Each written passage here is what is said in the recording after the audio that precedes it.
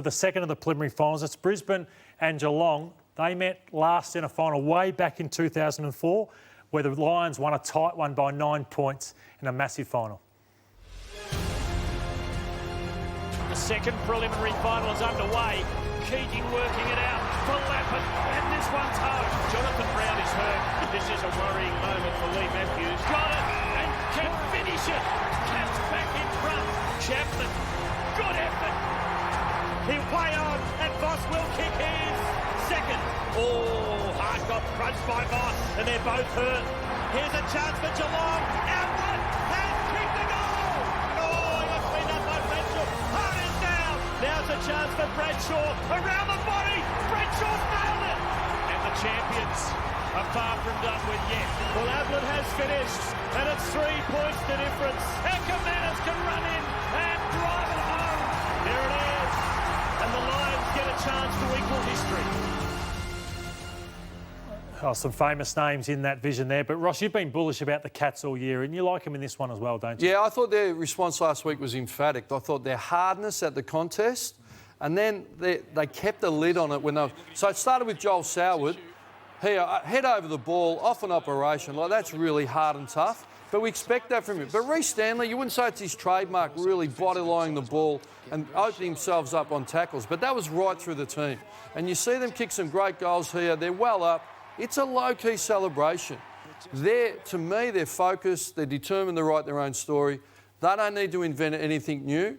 I think they'll get it done. I'm quite confident with it. You also know Chris Scott very well, and he's coached extremely well this year. Got the games on his terms very early with the way they controlled the footy. Yeah, but it starts at the contest. Yeah. Brisbane straight contested, but they are control the ball like Brisbane are team. So they love the width of the Gabba. They got over to Adelaide Oval so narrow they couldn't get any uncontested marks.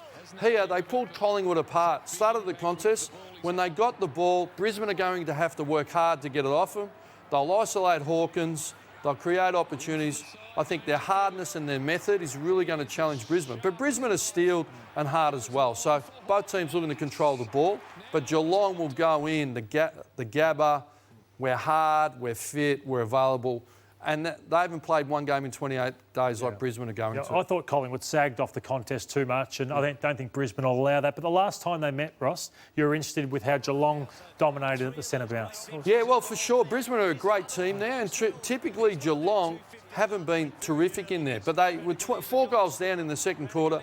They got to work in the centre square bounce in particular and pulled Brisbane Lions apart. So Brisbane will go to school on this, but Selwood, Dangerfield, their big inside mids will really challenge Brisbane. If they can do that, they win the game because the Gabba is a centre square bounce. Yeah, it was a 7-goal third quarter, I think, to the Cats where they blew that game open. Just on Brisbane, they've been enormous this year. I just wanted to highlight what they did to Richmond early in the game. I thought their pressure was extreme.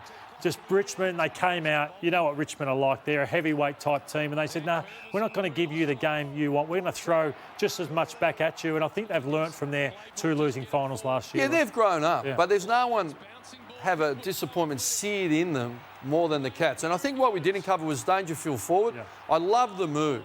I love the move because it's going to stop the roll-off. He takes a roll-off defender. He'll absorb Andrews or who else is rolling off. And I think...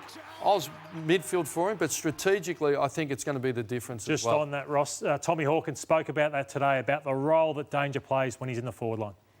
Pat's such a dynamic player. He's really hard to match up on, so he often takes the best defender. So, yeah, he's great to be able to play alongside. He draws the footy to him, he draws defenders to him, which makes our job easier. So, Ross, forward, midfield.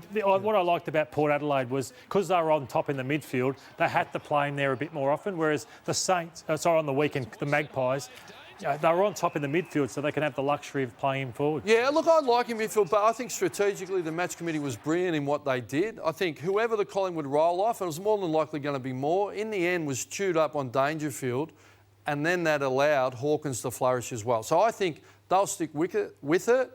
As long as the midfield delivers, and I think they can, and then just inject him when they need him. So strategically, a powerful move. You like Geelong, don't you? Yeah, I'm strong Geelong. So I like Brisbane, Sam.